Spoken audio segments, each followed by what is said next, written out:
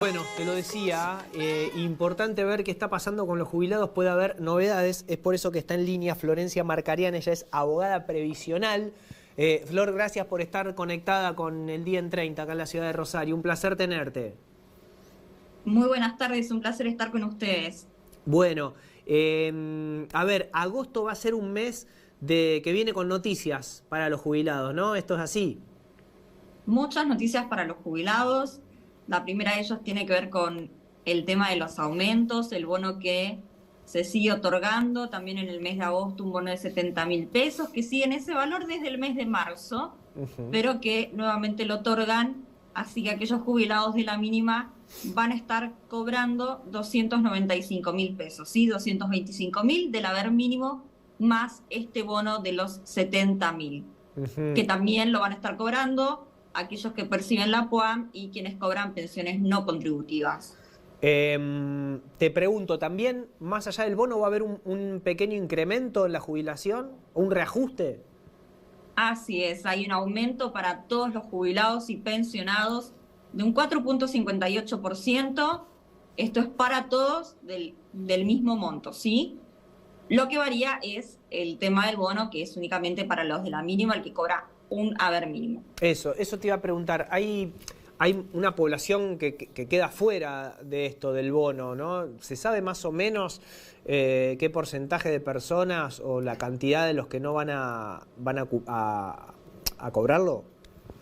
La mayoría está cobrando con bono porque cobra la mínima, pero hay también una parte de este universo de jubilados y pensionados que quedan fuera de este bono y que es lo que trajo tanta entredicha, ¿no? Entre los mismos jubilados y pensionados, porque la gente que tuvo la posibilidad de que le aportaran durante toda la actividad laboral o que hizo el esfuerzo contributivo, ve que cada vez le rinde menos, ¿no? Que ese esfuerzo no se ve reflejado hoy en día en la jubilación y que cada vez se va acercando más a la jubilación mínima sin tener ningún tipo de refuerzo económico, ¿no? O sea, aquel que cobra 295.000 le toca el bono, el que cobra 296.000 queda sin ningún tipo de ayuda económica. Claro. Entonces se hace difícil y entienden que no se les reconoce todo el esfuerzo que hicieron porque no es dinero que fue al bolsillo del trabajador en aquel momento, ¿no? Sino que fue para los aportes. Y hoy en día no lo ve reconocido y esto es lo que genera tanta rispidez entre los mismos jubilados.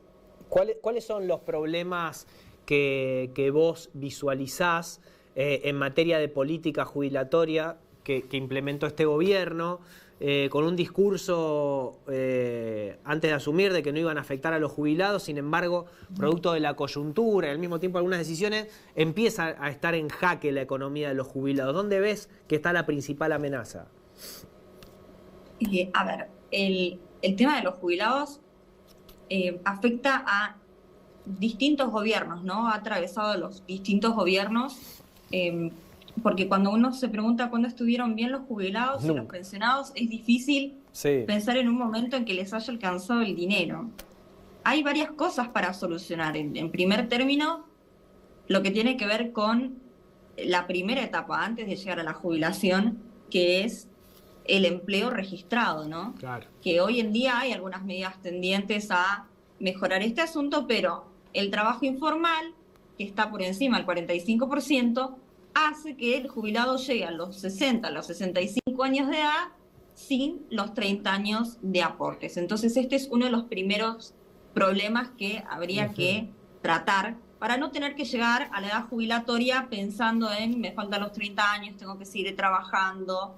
Y el problema de ver dónde uno sigue trabajando es el tema de la edad, ¿no? Porque llega una edad en la que muchos no contratan a gente de 50, 45 años, claro, que es una excelente edad para seguir trabajando. Bueno, es difícil insertarse en el mercado laboral con esa edad. Entonces, eso es lo primero a modificar. Por supuesto que en lo que va de este gobierno se han escuchado distintas medidas, ¿no? Y los jubilados siempre han estado viendo qué era lo que pasaba, que se iba a eliminar la moratoria. Bueno, finalmente no se elimina, queda hasta marzo del 2025. Otro tema es el de ganancias, que van a volver a pagar ganancias, pero que en realidad no corresponde porque hay un fallo de la Corte por el cual no deberían pagar ganancias, ¿sí? Y entonces los jubilados están todo el tiempo atendiendo cuáles son las nuevas medidas que se van a tomar. Bueno, otra de las medidas que todavía se está discutiendo, ahora falta que el Senado lo apruebe, es la nueva fórmula de movilidad, que hay que recordar que hay una fórmula de movilidad que hoy se rige por decreto, no por ley, ¿sí? Se está esperando el aumento del 8% para lograr ese empalme de enero, que había quedado un 8% sin reconocer, una cláusula por la cual en caso de que se cumpla el proyecto económico del gobierno y que haya cada vez menos inflación, puedan tener algún tipo de movilidad los jubilados, ¿no? Porque si no hay inflación, con la fórmula de hoy en día no tendrían aumento, ¿no? Se irían cobrando lo mismo. Entonces, esta cláusula implica que si hay una diferencia entre el RIPTE y el IPC, que son los dos índices que se van a tomar en cuenta, bueno, de la diferencia que surja, abonar el 50%. Esto se haría en el mes de marzo de manera anual, pero todavía falta que se apruebe. Por supuesto que continuarían los aumentos de manera mensual y conforme al índice de precios al consumidor. Es verdad, es teniendo en cuenta la inflación, que es un poco mejor a la fórmula que se tenía, si se tiene en cuenta que la anterior era un aumento cada 3 meses y con una medición a un trimestre anterior. De todas maneras, se está discutiendo un valor muy bajo para las jubilaciones. Te quiero preguntar en relación, uno cuando habla de jubilados siempre está fijándose en el corto plazo, porque la plata no alcanza hoy, pero si uno empieza a proyectar escenarios futuros a mediano y largo plazo, lamentablemente el panorama parece mucho más complejo. Hace muy poquito una persona me decía, ¿sabe cuál va a ser el problema que van a tener los jubilados dentro de 20, 30, 40 años? Van a empezar a ser jubiladas las personas que no son propietarias, porque todavía estamos en el marco de una generación de jubilados que en muchos casos han heredado un inmueble, un departamento, y vamos a empezar a encontrarnos con una población de personas jubiladas, inquilinas y que han sido monotributistas y que no van a poder comer prácticamente. La pregunta sería, ¿el escenario futuro para los jubilados en nuestro país va por un camino de incertidumbre total, ¿no? En relación a estos temas, por ejemplo, que son más sociales, pero que inevitablemente van a llegar en algún momento. Yo creo que los preocupa muchísimo, que se está escuchando en este último tiempo, que es el aumento de la edad jubilatoria, ¿no? De llevar, primero de equipararlo a 65 y luego ir aumentándolo hasta llegar a los 75. Ahora, qué importante esto, hay toda una generación que tiene casa o tiene su departamento. Hablaba hace una semana con una persona muy allegada que nos comentaba que él pudo comprarse la casa, el auto, criar a toda la familia, sacarla adelante, los hijos pudieron estudiar. ¿Y cuál es la diferencia, no? Con esta generación que hoy no puede acceder a un crédito, o que si accede a un crédito probablemente luego terminen perdiendo la casa porque no pueden pagar la hipoteca por el aumento de los valores de la hipoteca que suelen estar por encima de lo que uno cobra mensualmente, ¿no? Entonces se hace muy difícil poder llegar a la casa propia. El tema del auto y todo lo demás, lujos, ¿no? Que uno pueda hacer. Pero el tema de la casa es cierto, hay toda una generación que es monotributista, que por lo menos pueden tener un monotributo para el día de mañana llegar a completar esos 30 años de aportes, pero que seguramente se jubilan, si no es con la jubilación mínima, con una jubilación que no va a promediar la media, ¿no? Sí.